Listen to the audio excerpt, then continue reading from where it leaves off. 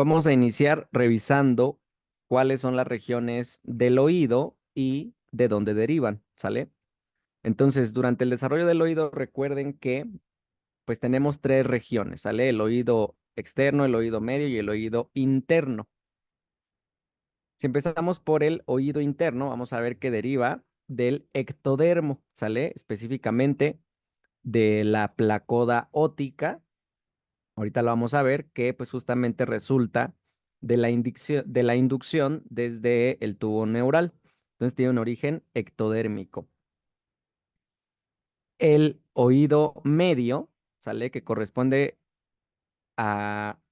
Ah, bueno, y recordando un poco también, ¿no? El oído interno, pues recuerden, está formado por el área vestibular y la región coclear, ¿sale? Respectivamente para la detección de los movimientos de aceleración que nos ayudan a mantener el equilibrio y la porción coclear que detecta las ondas de sonido y nos favorece la audición.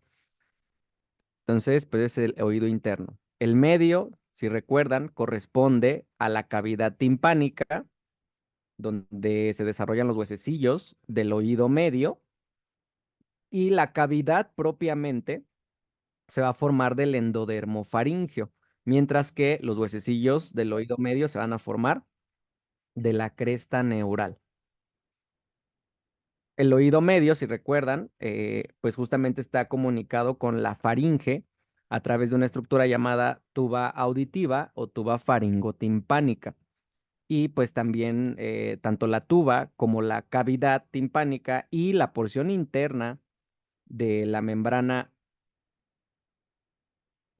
timpánica derivan del endodermo faríngeo. El oído externo, si recordamos, está conformado por pabellón auricular y conducto auditivo externo. Entonces, esta región se forma desde los arcos faríngeos, del primero y el segundo. Ya revisaremos los arcos faríngeos entre las células que contienen, pues son células de la cresta neural, y estas son las que contribuyen a formar sobre todo la estructura cartilaginosa de esta región. ¿Hasta aquí alguna duda con la organización del oído y su origen?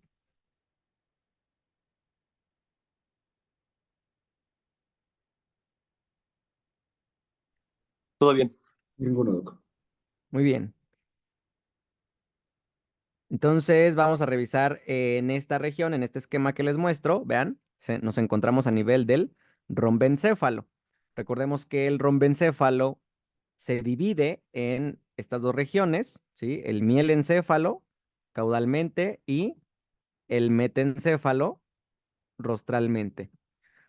Recordemos que el conducto neural a este nivel se dilata y me formaba una cavidad tanto a nivel de mielencéfalo como de metencéfalo. ¿Cuál era esta cavidad? ¿Se acuerdan?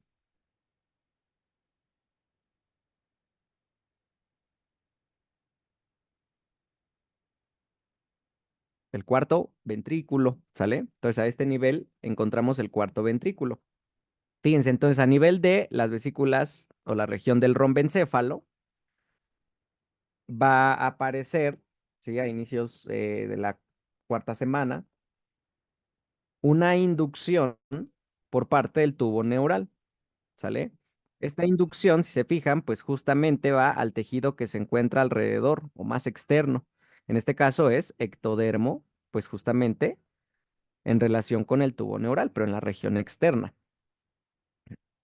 Y debido a la inducción es por esta molécula señalizadora, el factor de crecimiento de fibroblastos número 3. Y justamente vean, la inducción llega al ectodermo y desde aquí, el ectodermo que está recibiendo la inducción va a formar la placoda óptica. Recuerden que las placodas son regiones del ectodermo donde al recibir generalmente estímulos, ese epitelio cambia de morfología, generalmente se vuelven células cilíndricas y se describen como engrosamientos, las placodas, ¿sale?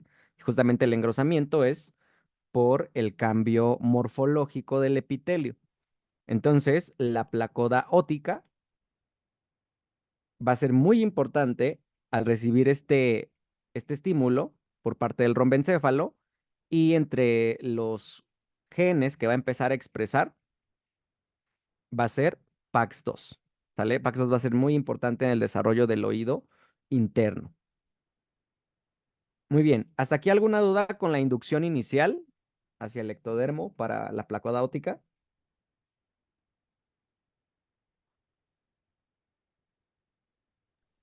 Todo bien. Muy bien. Entonces, fíjense, por acá lo que observamos es cómo desde el ectodermo, Doc, yo tengo una duda. ¿sí? Adelante. O sea, no entendí. ¿La placoda, óptica va a cambiar por qué? O sea, ¿por qué cambia? Porque recibe una inducción molecular desde el rombencéfalo, ¿sí? Recibe una molécula señalizadora. Acuérdate que las moléculas señalizadoras son inducciones, son instrucciones, si lo queremos ver así. Entonces, la inducción por parte de FGF3 estimula a estas células a que se diferencien del demás ectodermo, porque estas células en específico tienen que formar el oído interno. Entonces, por eso tienen un cambio morfológico que se describe como ese engrosamiento de las placodas. Ah, ok, ¿Me explico? gracias. Sí. Muy bien. Entonces, ¿qué ocurre con la placoda? Vamos a enfocarnos en esta región, ¿sale? ¿Qué sucede con la placoda una vez que pues ya fue inducida?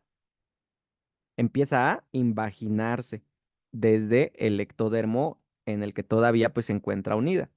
Entonces, fíjense, justo lo que les muestro aquí es esa placoda en un estadio un poquito más avanzado y pues justo el epitelio, las células van aquí en la periferia,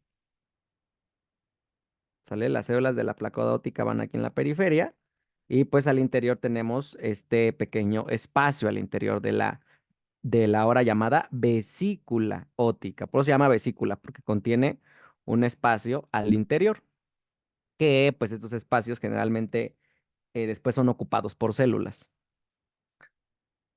Entonces, eh, fíjense, cómo ya en el último estadio, ¿qué ocurrió? Tenemos el ectodermo epitelial y la vesícula desprendida, ¿sale? ¿Estamos de acuerdo? ¿Hay alguna duda?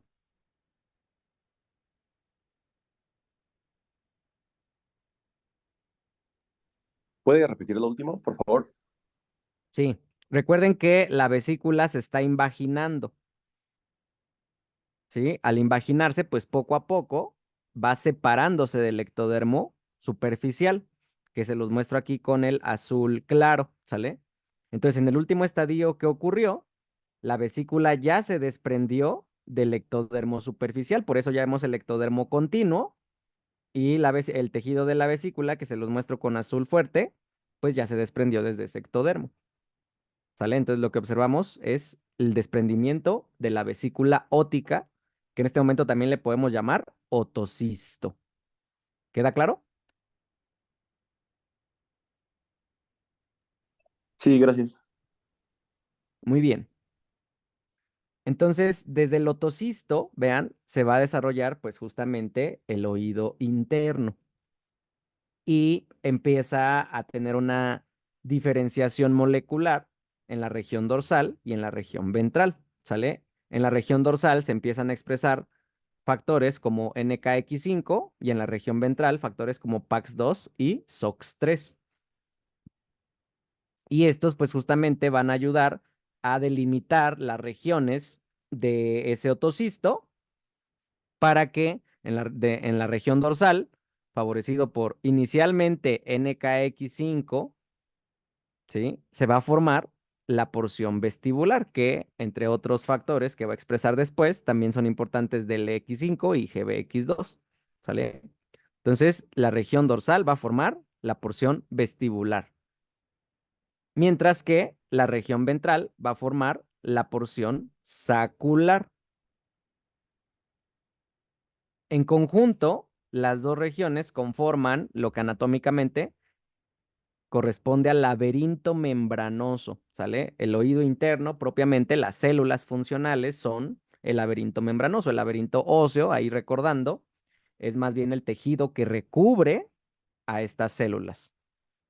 Entonces, de la porción vestibular tenemos algunas estructuras como el utrículo, los conductos semicirculares y sus respectivas ámpulas, mientras que de la porción sacular, pues se forma el sáculo, el conducto coclear y también el conducto endolinfático, ¿sale? Entonces, acuérdense, todas estas estructuras van a conformar el laberinto membranoso y pues esa cavidad del otocisto se va a alargar conforme se vaya desarrollando el oído interno y justamente va a servir para que circule líquido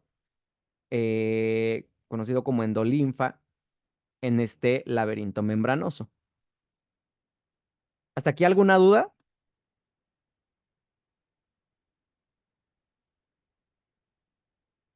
No, Doc. Muy bien. Doc, Entonces, ¿sí? la placoda óptica, una vez que se invagina, se Óptica, vuelve así, óptica. óptica, se vuelve Ajá, vesícula. claro. Sí, la placoda justo es la placoda es el ectodermo recién inducido. O sea, entre los cambios iniciales que tienen esas células es lo que comentábamos, ¿no? El cambio epitelial, por eso lo vemos como una placoda, un engrosamiento, ¿sí? Pero esa placoda sigue desarrollándose. Y luego, ¿qué le ocurre? Es lo que vimos allá, ¿no? Esa placoda ahora se empieza a invaginar. ¿Me explicó? Ajá, Y entonces al invaginarse, fíjate, seguimos esta secuencia. Poco a poco, conforme se va invaginando, consigue separarse totalmente del ectodermo al que estaba unida. ¿Me explicó? ajá. Entonces, justo, inicialmente es una placoda, pero luego cuando se invagina, como mantiene esta cavidad en su interior, pues ahora le conocemos como vesícula ótica. Y cuando se desprende, lo pueden encontrar igual como vesícula ótica o también llamada otocisto, o sea, hace referencia a la vesícula que pues en este caso ya se desprendió. Ah, ok. ¿Queda claro? Sí, gracias. De hecho, en un embrión, desde una vista externa, la zona donde se está invaginando la vesícula ótica, para que no se vayan a confundir, desde la vista externa lo podemos observar como un agujerito, digamos, y entonces a eso se le conoce como la fosita ótica. ¿Alguna otra duda?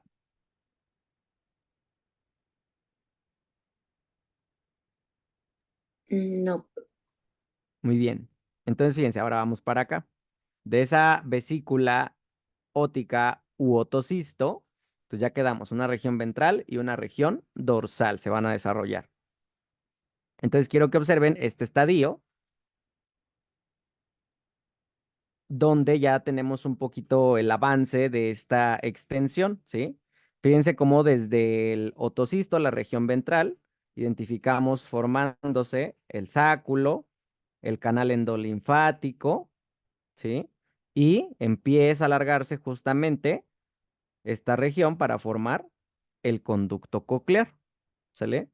Entonces esta región sería la ventral y la región dorsal, desde allá se está desarrollando, por ejemplo, el utrículo, ¿sí?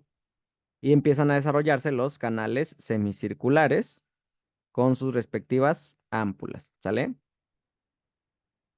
Entonces aquí lo vemos en un estadio inicial y por acá se los muestro en un estadio un poco más desarrollado, ¿sale?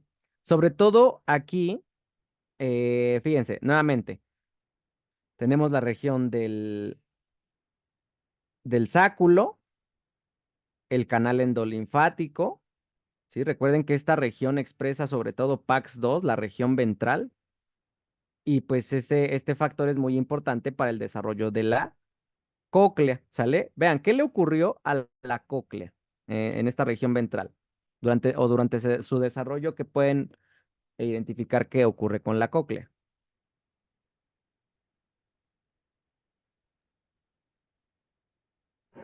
Ah, entonces se alargó más. Se alargó, pero no solamente, digamos, en sentido longitudinal, bueno, en sentido recto más bien, sino de qué manera.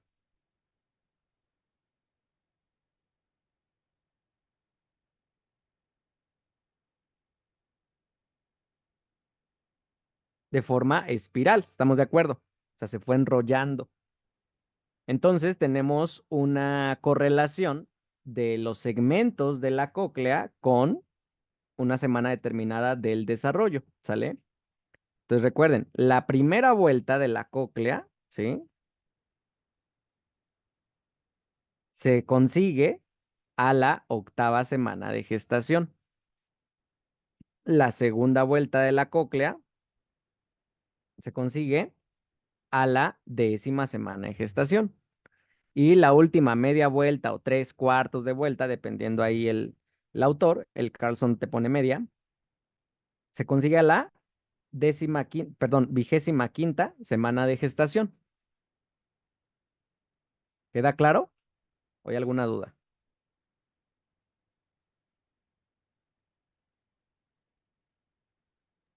Todo Todo claro. bien. Muy bien.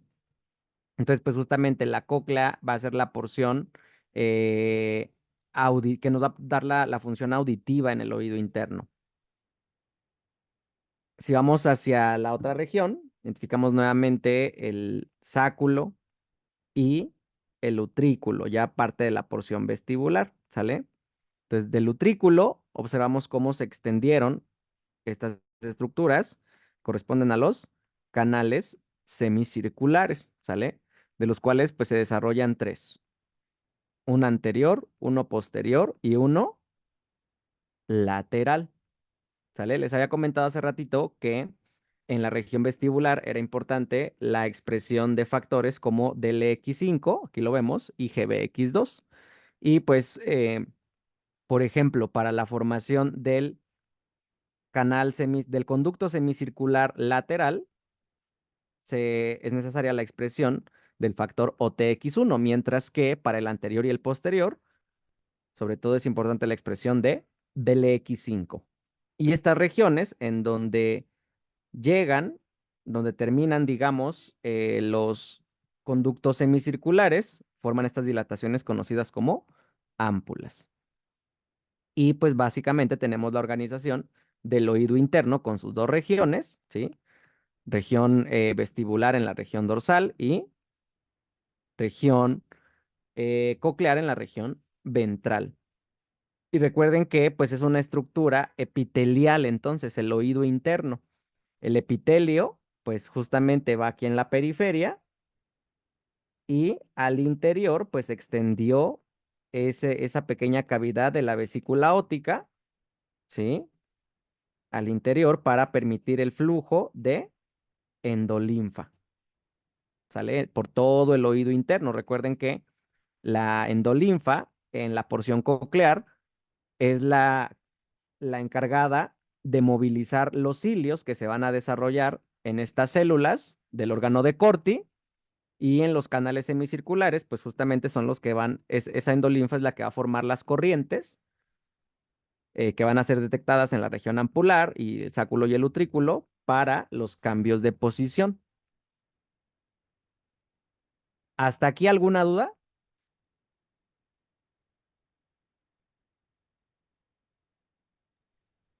Entonces No, la no, endolinfa va a todo ser bien. como la que va a mover los hilos del órgano de Corti nada más. Sí, justo. O sea, en la porción coclear mueve los cilios del órgano de Corti, ¿sí? Aquí en la porción coclear. Al desplazarse, acuérdate que el sonido viene desde el oído externo, pasa al oído medio y luego del oído medio, pues los huesecillos golpean justamente el oído interno y esto moviliza la endolinfa que cuando es información auditiva circula por el conducto coclear y esa es la responsable de movilizar justamente los cilios. Aquí el oído interno no tiene aire, ¿sí? Más bien tiene un medio acuoso, la endolinfa, que gracias a las ondas mecánicas, que sí viajaron las ondas de sonido por el oído externo, se transmitieron al medio, pero aquí en el oído interno son ondas que mueven la endolinfa, aquí adentro ya no hay aire. ¿Sí me explico? Sí, sí, sí. Y lo mismo hacia la región dorsal, ¿sale? Al interior de los conductos, ¿sí? al interior de los conductos semicirculares, pues justamente circula endolinfa. Esa endolinfa es la que forma corrientes en el canal semicircular. Justamente por eso tienen esa morfología, para que en los cambios de posición la endolinfa se desplace en una dirección u otra y esa información sea detectada por las células, por ejemplo, en la región ampular, y nos ofrece cambios en la posición de la cabeza. Incluso, pues recuerden, el canal endolinfático, ¿sí? O conducto más bien endolinfático, que lleva en su interior endolinfa. ¿Me explico? ¿Queda claro?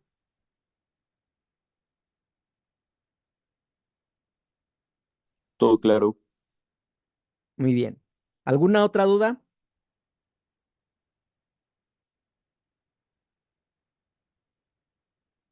Muy bien. Y pues recordando, asociados al oído interno, tienen que migrar células de la cresta neural, ¿sale? De la división, pues acuérdense, el oído interno está en el cráneo, pues entonces células de la cresta neural craneal. Y entonces esas células en esta localización van a formar unos conjuntos de somas, ¿sí? Que terminan formando los dos ganglios asociados al oído interno, ¿sale? El ganglio vestibular, que recibe justamente información relacionada con el equilibrio desde el vestíbulo, y el ganglio espiral o ganglio coclear, asociado a la cóclea, y es el que recibe información auditiva, ¿sale? Estos ganglios, pues recuerden, son sistema nervioso periférico, y aquí recordando un poco, la información, por ejemplo, del ganglio vestibular, ya que la recibió, ¿a dónde la lleva?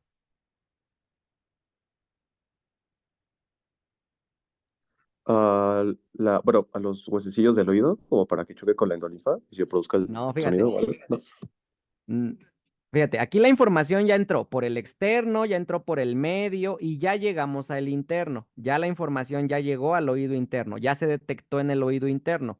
Las primeras, en la porción coclear o en la porción vestibular, no importa. Esa información que ya se está detectando en el oído medio, las neuronas que reciben esa información, en primer lugar, son las neuronas de los ganglios, ¿sí? O sea, esta información viene del oído y se transporta por las neuronas del ganglio. Ahora, la pregunta fue, esa neurona del ganglio, ya que recibió la información del oído interno, para que llegara al interno ya pasó por el externo, pasó por el medio, llegó al interno y ahora va hacia el sistema nervioso central. Entonces, las células ganglionares, ¿a dónde envían esta información ya en el sistema nervioso central?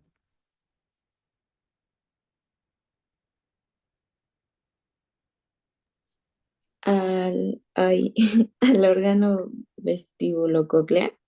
No, o sea, más bien, este es el nervio vestíbulo coclear, justo. Estos axones, bueno, por ahí está bien. Estos axones, tanto de las fibras del ganglio vestibular y del ganglio espiral, estos axones fuera del sistema nervioso central forman el octavo nervio craneal, justamente. Ahora, muy bien, esas fibras del octavo nervio craneal van en dirección hacia el sistema nervioso central, justo a los núcleos, a unos núcleos en el tallo cerebral. ¿Cómo se llaman esos núcleos a los que se dirige esta información? Del ganglio vestibular, puntual. Vestibulares, Núcleos vestibulares. ¿Y cómo se llaman los núcleos a los que llega la información desde el ganglio espiral? cocleares, Núcleos cocleares, justamente. O sea, estamos enviando, vean, la información del oído interno, la detectamos por el sistema nervioso periférico y luego la mandamos al sistema nervioso central, ¿sí? A los ganglios, perdón, a los núcleos vestibulares y núcleos cocleares, que a qué nivel del tallo se encuentran, ¿se acuerdan?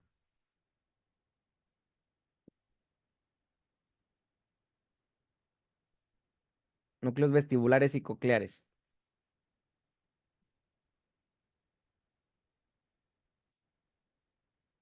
Hay que repasar, se encuentran a nivel En el de, puente, ¿no? exacto, en el puente, y también se extienden hacia la médula oblongada. Muy bien, justo. ¿Hasta aquí alguna duda?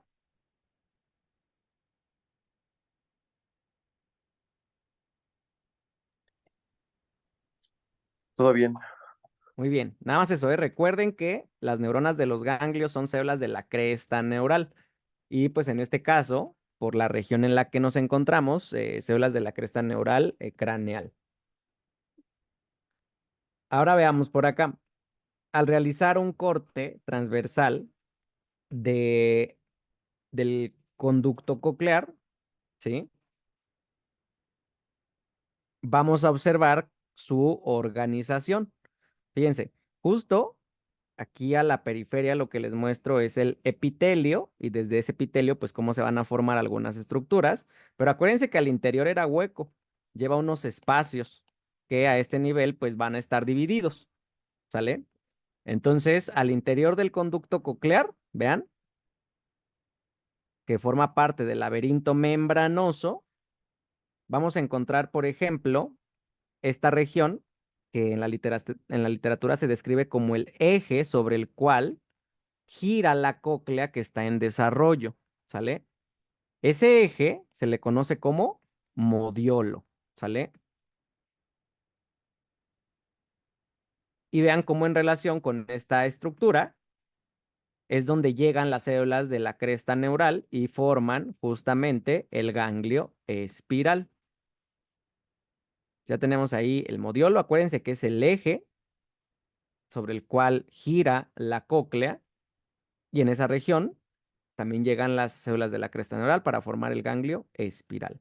Ahora fíjense, de las células epiteliales de- del conducto coclear se van a formar, vean, este grupo de células que en conjunto se les conoce como órgano de, un segundo, bueno, órgano de quién, De Corti. órgano de Corti, ¿sale? Que pues característicamente tiene células ciliadas, que son las que detectan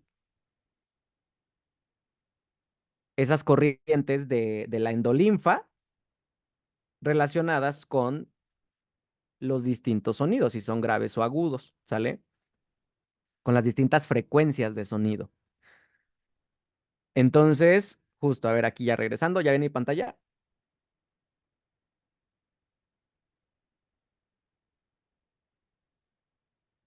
Ya. Ok. Entonces, justo les comentaba, en esta región, las células se organizan para formar el órgano de Corti. El órgano de Corti, además, se encuentra anclado, digamos, fijo a una membrana que se desarrolla, a la que justamente están fijas estas células epiteliales, que se le conoce como la membrana basilar. Y también se forma otra membrana, ¿sale?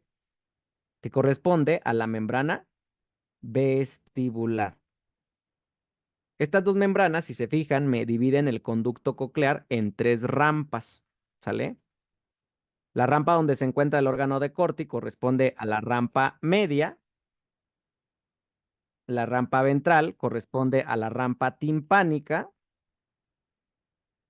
¿sí? Y la rampa dorsal corresponde a la rampa vestibular. Y pues justamente por estas rampas, pues que son los espacios, es donde circula el, el líquido que se le conoce como endolinfa en el oído interno. ¿Queda claro o hay alguna duda?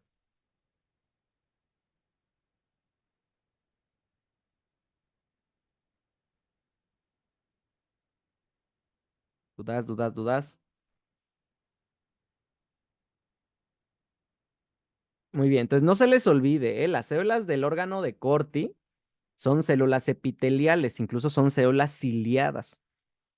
Esas células detectan sus cilios, los movimientos en la endolinfa que corresponden a las diferentes frecuencias en las ondas de sonido y esa información la transmiten hacia, o más bien la detectan las células ganglionares, ¿sí? Que vean cómo mandan un axoncito hacia esa célula epitelial y entonces reciben la información auditiva ya en el sistema nervioso periférico y luego la mandan al central. No se vayan a confundir, las células del órgano de Corti no son neuronas, ¿vale?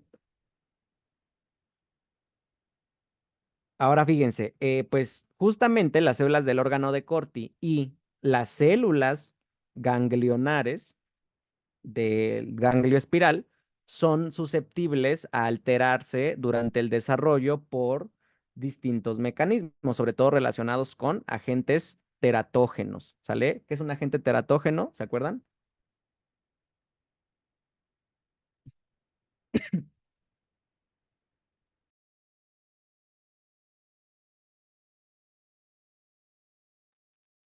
¿Alguien, alguien?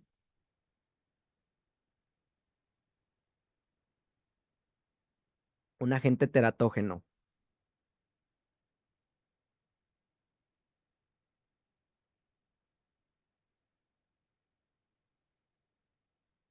Bueno, pequeño recordatorio, un agente teratógeno es ya sea una molécula, ¿sí? Farmacológica, por ejemplo, o microorganismos o ambientes alterados en relación a enfermedad que pueden alterar justamente el desarrollo normal de distintos órganos y sistemas, ¿sale? En este caso, eh, hay algunos agentes que pueden alterar justamente el desarrollo del oído interno y les conocemos como teratógenos ototóxicos, ¿sale? Dentro de este grupo de fármacos hay bastantes, entre ellos, fíjense, un diurético, por ejemplo, la furosemida, un AINE, ¿sí? El naproxeno, y también algunos antibióticos, por ejemplo, hay un grupo de antibióticos que se les conoce como aminoglucósidos y un componente de esta familia es la estreptomicina. Sale utilizada, por ejemplo, en el tratamiento de la tuberculosis. Entonces, estos grupos de fármacos están bien eh, investigados y pues ya está demostrado que tienen potencial ototóxico y vean, tienen potencial ototóxico incluso en el paciente adulto. Entonces, pues imagínense qué repercusión tienen en este organismo que está justamente en desarrollo apenas, ¿sí? Entonces, estos son algunos fármacos, pero entre otros agentes, por ejemplo, virus, el virus de la rubeola o también los virus de tipo herpes pueden alterar el desarrollo de estas células, ¿sale? Entonces, la rubeola la veíamos con ojo. ¿Se acuerdan cuál era la triada de la rubeola congénita?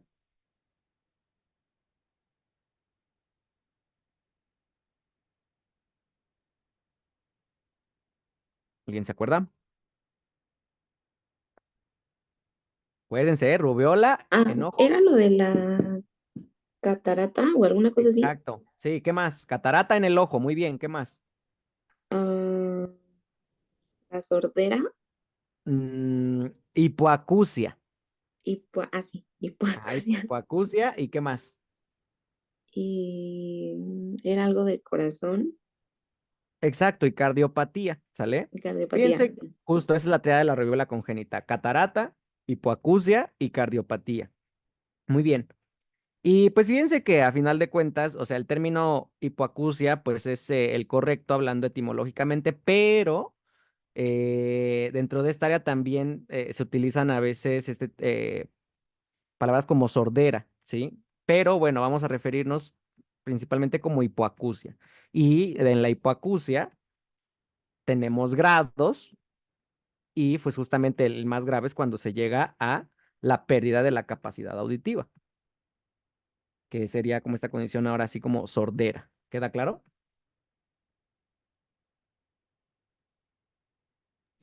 Sí, Muy bien. Entonces, pues justo hablando de la hipoacusia, aquí hay que recordar que pues nos interesan sobre todo de dos tipos, la neurosensorial o la de conducción. ¿Sí? La hipoacusia neurosensorial, ¿a qué células o a qué estructuras del oído creen que afecte? Neurosensorial.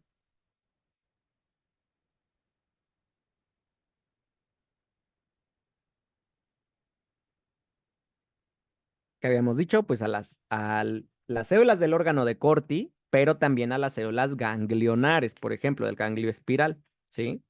Ahí estaría afectada la capacidad auditiva de tipo neurosensorial. Mientras que en la de conducción más bien tenemos una obstrucción mecánica a las ondas de sonido, ¿sale? Y más bien puede este tipo de hipoacusia relacionarse con malformaciones en oído medio y en oído externo, ¿sale? Pero entonces las que afectan al oído interno son de tipo neurosensorial, ya sea por agentes como fármacos, ¿sí? O, por ejemplo, virus.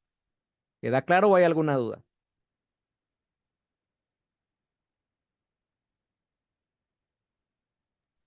Todo claro. ¿Podrías repetir los de conducción, por favor? Sí. La hipoacusia neurosensorial va a afectar principalmente las células del oído interno, ya sean las células del órgano de Corti o las células del ganglio coclear, por ejemplo, o espiral. Mientras que la hipoacusia de conducción se debe a alteraciones estructurales que forman una barrera mecánica que impide la entrada de las ondas de sonido, ¿sí? Entonces, por eso es de conducción, porque no se conducen bien esas ondas, hay algo que está obstruyendo su paso. Y entonces, cuando es hipoacusia de este tipo, pensamos más bien en malformaciones, ya sea del oído externo o del oído medio. ¿Queda claro?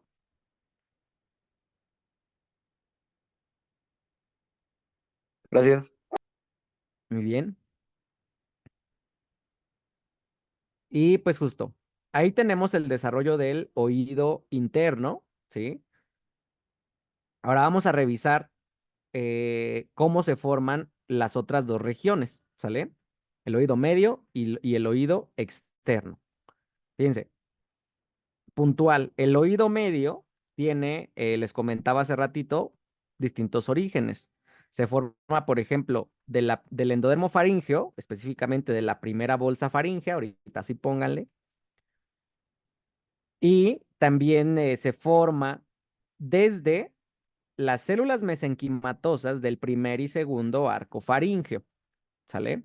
Entonces, esas células mesenquimatosas en los arcos faringeos pueden ser del mesénquima de las crestas neurales, por eso la línea verde, y o mesénquima del mesodermo, entonces por eso los pongo con rojo, ¿sale? Entonces, tiene distintos orígenes el oído medio.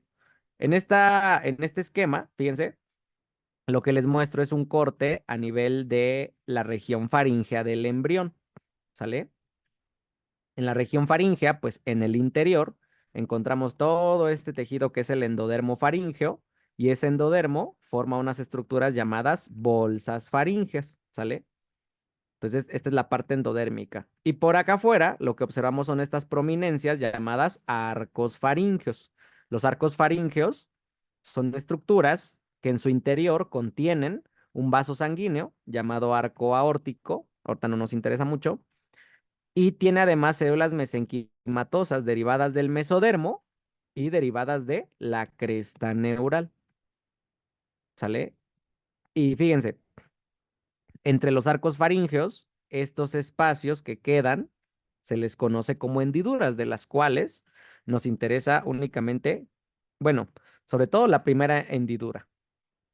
Entonces, esta es la región donde se va a desarrollar tanto el oído medio como el oído externo. Fíjense, por acá abajo, lo que les muestro es cómo desde la primera bolsa, vean, la primera bolsa faríngea se extiende para formarme la cavidad timpánica, ¿sí? Es bien importante. Se extiende desde la faringe, no se les olvide. Entonces, como esa primera bolsa forma la cavidad timpánica, se mantiene comunicada con la faringe, ¿sí? Y entonces, ¿cómo se llama esa estructura que incluso anatómicamente comunica oído medio con faringe? ¿Se acuerdan?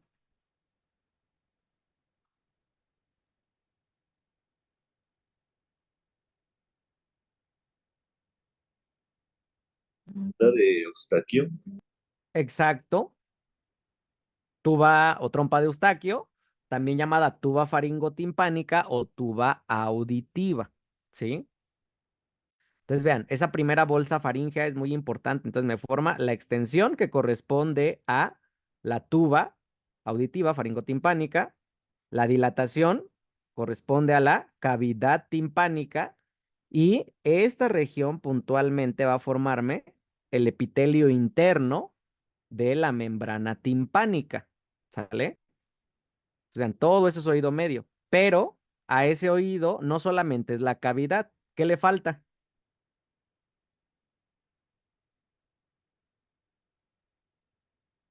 Ah, el hueso, el hueso. Los huesos. Los huesecillos, ¿sí? Que forman la cadena osicular. Fíjense, esos huesecillos se los pongo en verde porque justamente es tejido que deriva de el mesénquima de las crestas neurales en los arcos faríngeos. ¿Sale? Entonces, bien importante. El martillo y el yunque son derivados del mesénquima de la cresta neural. ¿De cuál arco faríngeo? El uno. Del primero, ¿sí? Mientras que el estapedio se forma del mesénquima de la cresta neural, pero del segundo arco faríngeo. ¿Queda claro?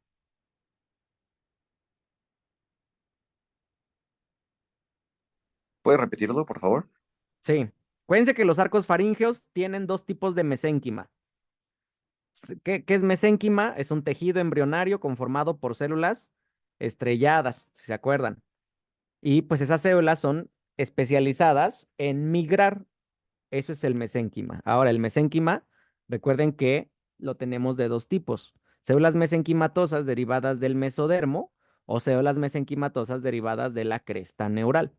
Entonces, en este caso, el mesénquima de la cresta neural del primer y segundo arco faríngeo migran hacia el oído medio. Entonces, el mesénquima del primer arco forma el martillo y el yunque, mientras que el mesénquima del segundo forma el estapedio. Este mesénquima, acuérdense, se los muestro en verde los huesecillos porque es mesénquima de la cresta neural. ¿Queda claro? Todo claro, gracias. Muy bien. Y ahora fíjense, no solo esto, también tenemos derivados asociados al oído medio y a los huesecillos que derivan del mesénquima derivado del mesodermo, ¿sí? Del mesénquima ahora en rojo. Fíjense, por ejemplo, del primer arco faríngeo, del mesénquima mesodérmico, deriva el músculo tensor del tímpano, asociado pues justamente con el martillo. Mientras que del mesénquima mesodérmico del segundo arco va a formarse el músculo tensor del estapedio, asociado pues justamente al hueso estapedio. ¿Queda claro?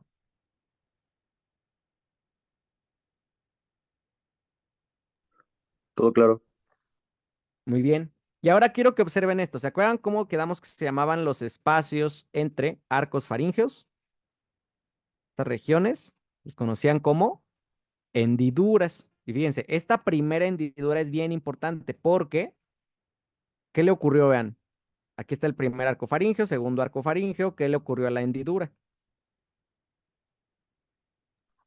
Eh, ¿Hizo un espacio, una brecha? Exacto, se extendió y justamente al extenderse, pues lleva en el interior un espacio, un conducto, ¿sí? Entonces, esa primera hendidura, vean, al extenderse profundamente, va a formar el conducto auditivo externo. Y se fijan, pues el conducto auditivo externo, ¿a dónde topa? En esta región, ¿sí? Donde se está desarrollando. ¿Qué estructura? Fíjense, si ya estamos aquí en el conducto auditivo externo, lo recorremos y llegamos al final. ¿Qué nos encontramos al final del conducto auditivo externo? La caja timpánica, Antes. O sea, para Membrana poder la timpánica. entrar, membrana, exacto, la membrana timpánica. Entonces, fíjense, en esta región se está formando la membrana timpánica. Y vean cómo es bien importante porque tiene tres capas. Una externa derivada del ectodermo, vean, hasta aquí donde se extendió la primera hendidura, aquí me va a formar el recubrimiento externo o el epitelio externo de la membrana timpánica, tenemos mesodermo que migra y entonces nos va a formar la capa intermedia de la membrana timpánica y vean, el endodermo de la primera bolsa nos va a formar la capa o epitelio interno de la membrana timpánica. Entonces, la membrana timpánica tiene un origen en las tres capas embrionarias, tanto ectodermo, mesodermo y endodermo. Y ahora sí, si atravesamos la membrana timpánica, ahora sí llegamos a la cavidad timpánica. Y de aquí, pues el oído medio, y de aquí, por ejemplo, si seguimos el flujo del sonido, ahora sí hacia el oído interno. Pero bueno, ¿queda claro el origen de la membrana timpánica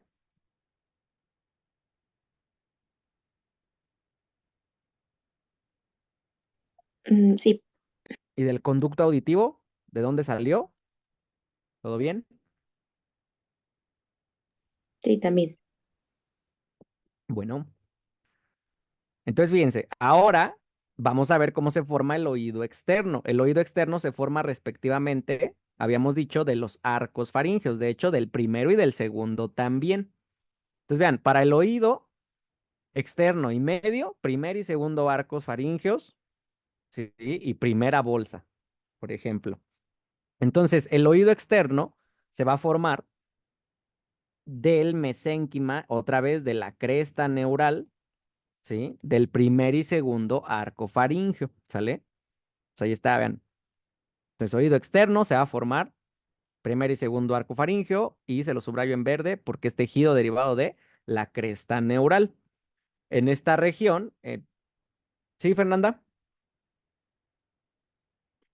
Ah, Doc, esperé una duda. Sí. Ya se me olvidó de dónde se creaba el músculo, bueno, los músculos de abajo, no los veo. Ah, El tensor del estapedio. sí, acuérdate de, por ejemplo, relaciónalo así. ¿De dónde se formó el hueso estapedio? Del segundo arco, ¿sí o no? Ajá. Pero el mesénquima, ¿cuál? Está en verde, entonces, ¿qué tipo de mesénquima?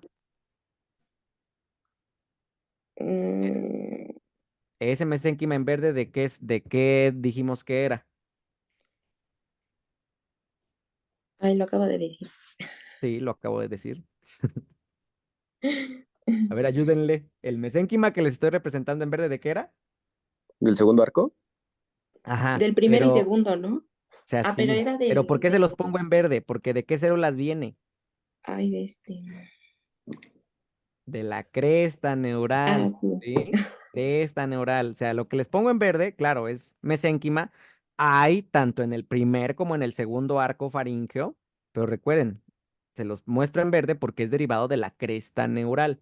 Y el que está en rojo es mesénquima, pero derivado de qué tejido. Está en rojo. ¿Qué capa embrionaria siempre representamos en rojo?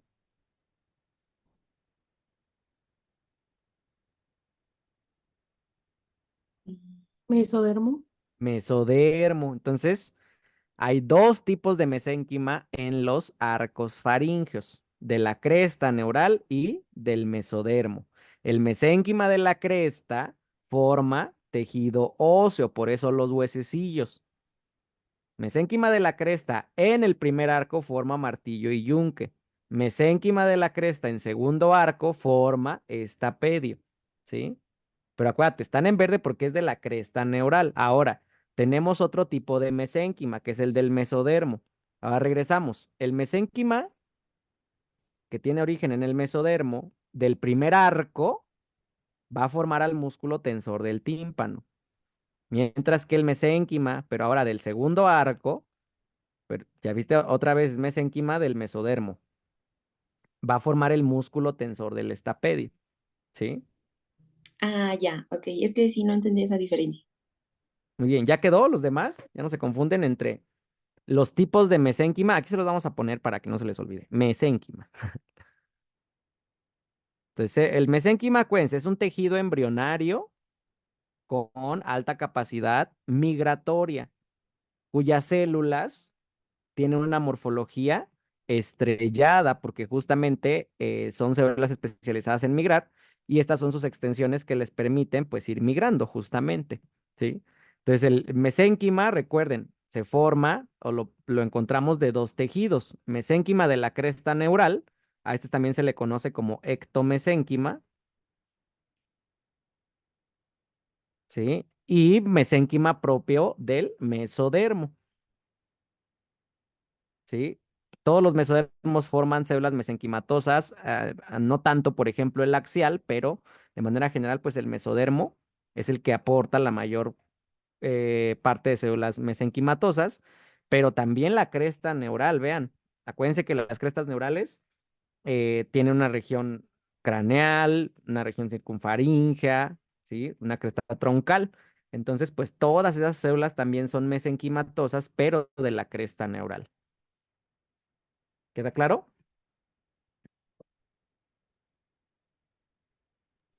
Sí, gracias.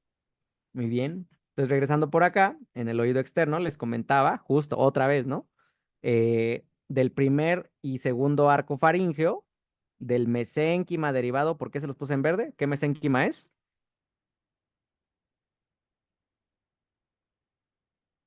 Verde. La cresta neural. De la cresta neural, ¿sí? Se van a formar unas estructuras llamadas tubérculos auriculares o también conocidos como mamelones, ¿sale? Entonces van a ser 6 tubérculos, del primero al tercero se van a formar en el primer arco y del cuarto al sexto en el segundo arco, ¿sale?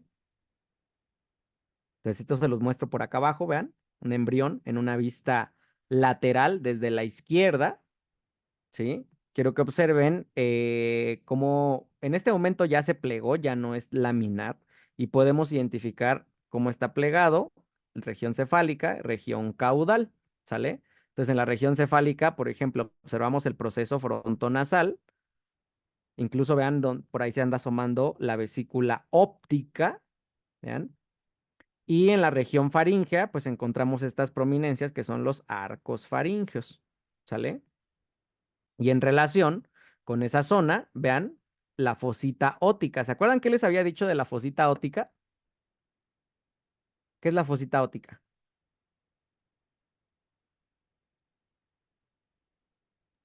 Era espere, era el hueco de donde entraba Ajá. un líquido de la vesícula óptica. Ajá, es el huequito que se ve desde afuera, donde se está invaginando la vesícula óptica, justamente, ¿sí?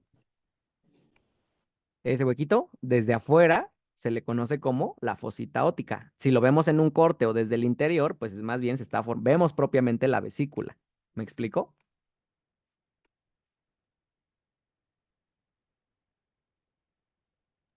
Sí, Muy bien. Entonces, fíjense, primer y segundo arco, ¿sale? Primero y segundo. Vean, estas estructuras que les muestro ahí en morado y en guinda, ¿cómo dijimos que se llamaban?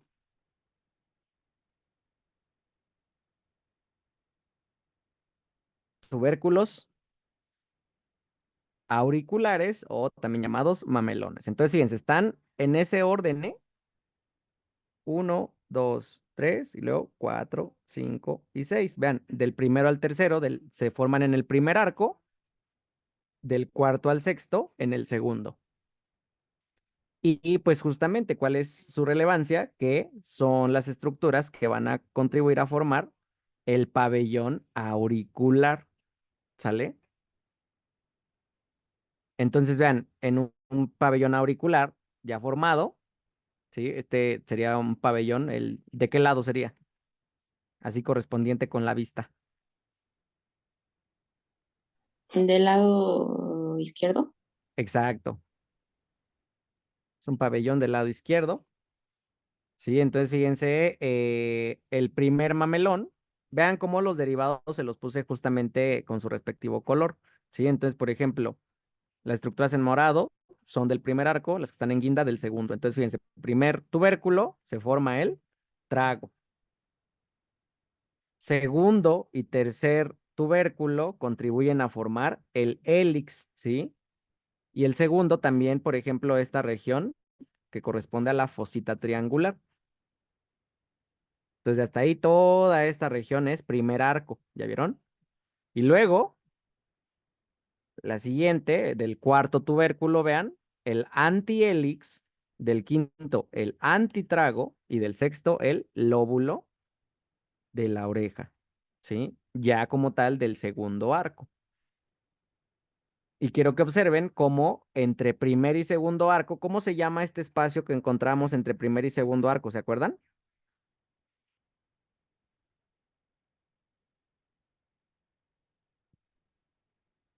Era Ahí. la hendidura. Exacto, la hendidura, la primera hendidura faríngea, ¿sí? Ah, sí. Ajá. Entonces, acuérdense, de esa primera hendidura se está extendiendo profundamente para formarme el conducto auditivo externo y que justamente pues va a estar rodeado por estos tubérculos auriculares y es justo lo que les muestro acá. Como esos tubérculos estaban rodeando esa zona de la primera hendidura que se extendió y pues justamente nos forma el conducto auditivo externo. ¿Queda claro o hay alguna duda?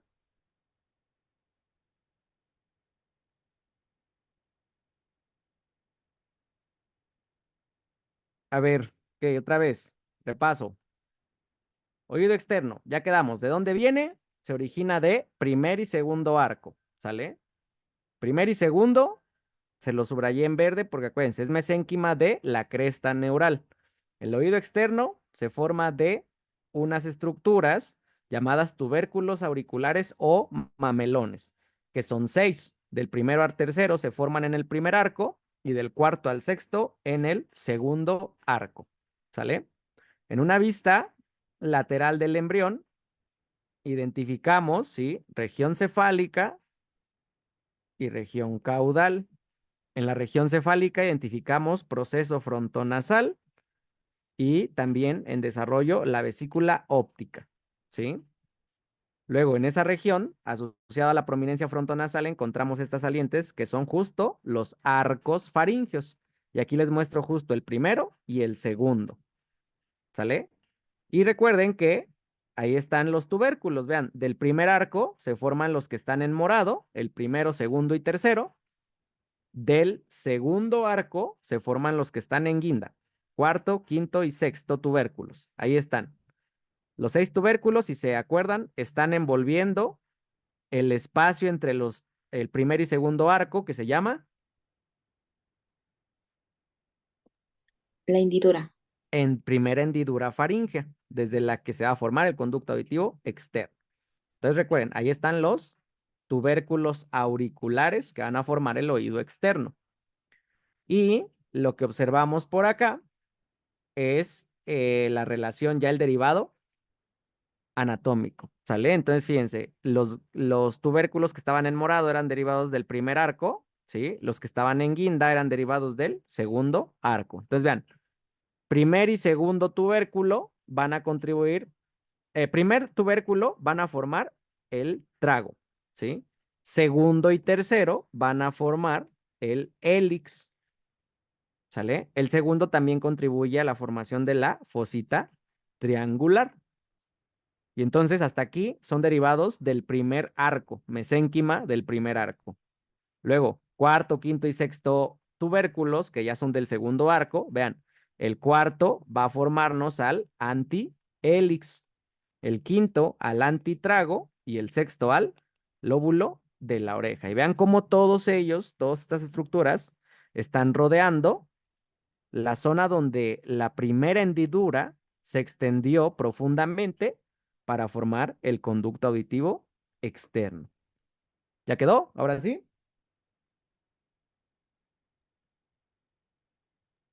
Sí, sí, sí, gracias. Perfecto.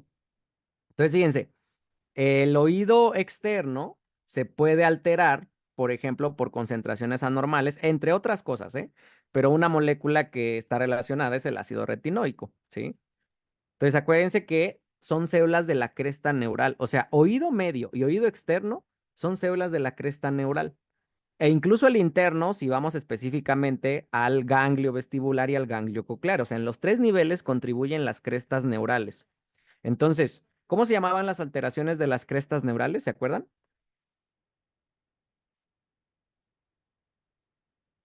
Neurocristopatías, ¿sí? Entonces, en las neurocristopatías, generalmente Si se sospecha una neurocristopatía, hay que revisar el oído, porque las crestas neurales contribuyen a su formación y pueden estar alteradas pues, en este grupo de enfermedades. ¿Queda claro o no?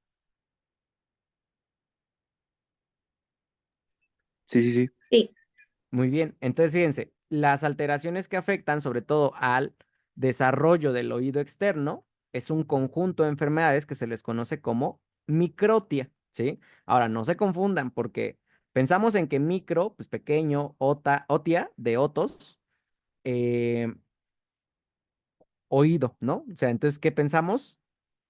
Una oreja pequeña, es lo primero que se les viene a la mente. Y a lo mejor no está mal, pero no solamente quiere decir eso, es todo un espectro o un rango de malformaciones del oído externo que pueden ir desde alteraciones muy discretas, que incluso sean imperceptibles, hasta alteraciones donde no se forme como tal el pabellón auricular y que incluso el conducto auditivo no se encuentre permeable. O sea, entre esos dos extremos, pues hay todo un montón de variantes en el desarrollo de ese oído externo. Entonces, todo ese rango de alteraciones se les conoce como microtia. ¿Me explicó?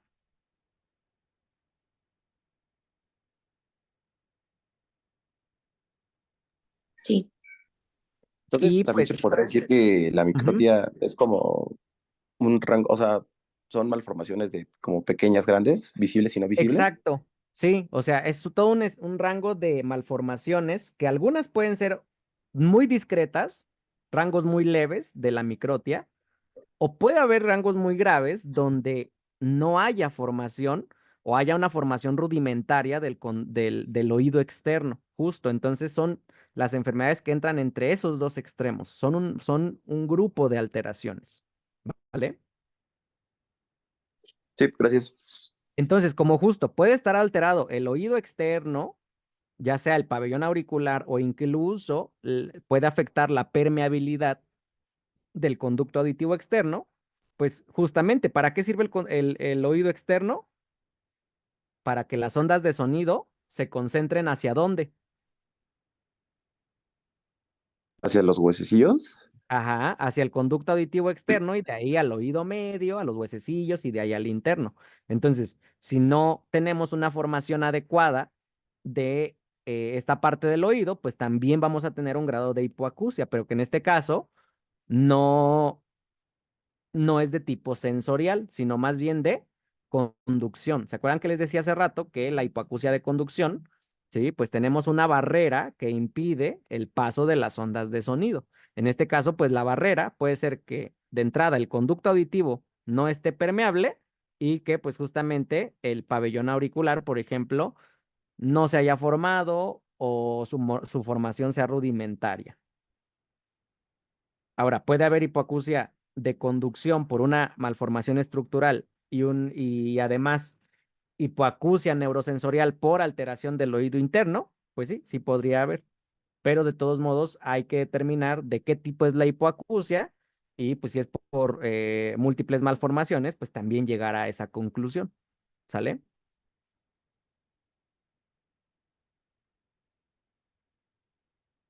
¿Queda claro o hay alguna duda con el desarrollo del oído? Ninguna. Muy bien, los demás. Doc, yo tengo una duda de la membrana timpánica. Sí, ¿Sus células vienen del primer arco o del segundo arco? a ver, membrana timpánica. Acuérdense, a ver. Habíamos puesto por acá la membrana, ¿sí o no? Sí, Fíjate, las del epitelio externo vienen de la primera hendidura, por ejemplo, ¿no? Si somos como ahí como puntuales. Las células mesenquimatosas, a estas te refieres, ¿no? sí, Eh, justo. migran, lo voy a revisar, me parece que es principalmente el primer arco, pero lo revisamos si también recibe del segundo, ¿sale? Pero justo, pues es mesénquima, por eso los pongo en rojo, porque es mesénquima mesodérmico. Y Ok, el endodermo, pues es de la primera bolsa. Es perdón, el epitelio interno es endodermo, entonces es de la primera bolsa, ¿sale? Ok, Si se fijan, primera hendidura, primer arco, primera bolsa, ¿sale? gracias, Doc. Muy bien. ¿Alguna otra duda? Lo de, Sobre, Sí, Fernando. perdón, sobre lo de la microlía o eso, solo Microtia. microtia, es que Ujú. no, eso qué era como tal concepto. Son un grupo de alteraciones en el desarrollo del oído externo, ¿sale? Entonces, este grupo de alteraciones es un rango, es lo que les comentaba ahorita, que puede ir desde malformaciones muy discretas que a la vista incluso sean imperceptibles, no te des cuenta de primera intención que tiene una malformación, o que sea muy evidente, ¿sí? Parte de estas malformaciones en ocasiones incluyen como apéndices auriculares que no deberían estar ahí, o un pabellón auricular totalmente malformado, La, ¿sale? la, Esto la anotia sería algo así. exacto, la anotia sería un grado muy grave de microtia. Sí, el llegar a la anotia, llegaste a un punto del desarrollo donde ni siquiera se formaron las estructuras del oído externo. Justo. Gracias. Muy bien. ¿Sí? ¿Alguien más iba a comentar algo ahorita? lo de hipoacusia de conducción, Ujú.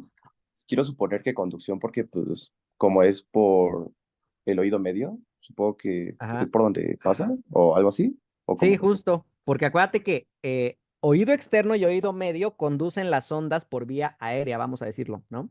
Entonces está el oído externo, del oído externo está el conducto auditivo y por ahí se van transmitiendo justamente las ondas, se van conduciendo. Entonces, por ejemplo, si tú en el conducto auditivo pones una barrera, por ejemplo, tejido que pues no se desarrolló de manera correcta, estás formando justamente esa barrera y las ondas no se pueden conducir, por eso sería de conducción. Igual, por ejemplo, los huesecillos del oído medio, acuérdate que se articulan entre ellos y forman articulaciones sinoviales. Entonces, si tenemos una alteración en las crestas neurales, el tejido que forma los huesecillos del oído medio puede no moldearse de manera correcta y entonces los huesecillos no se mueven libremente. Otra vez tenemos una barrera para la transmisión, la conducción de las ondas de sonido. ¿Me explico?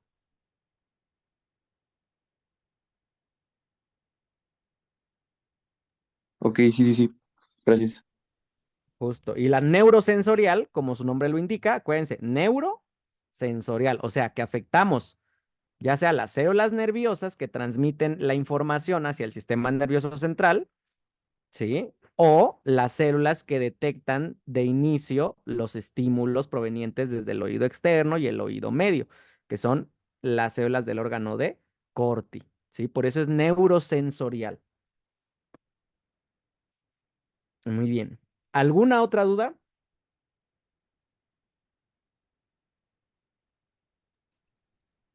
Todo bien. Muy bien, pues con esto entonces concluimos por el día de hoy, ¿sale?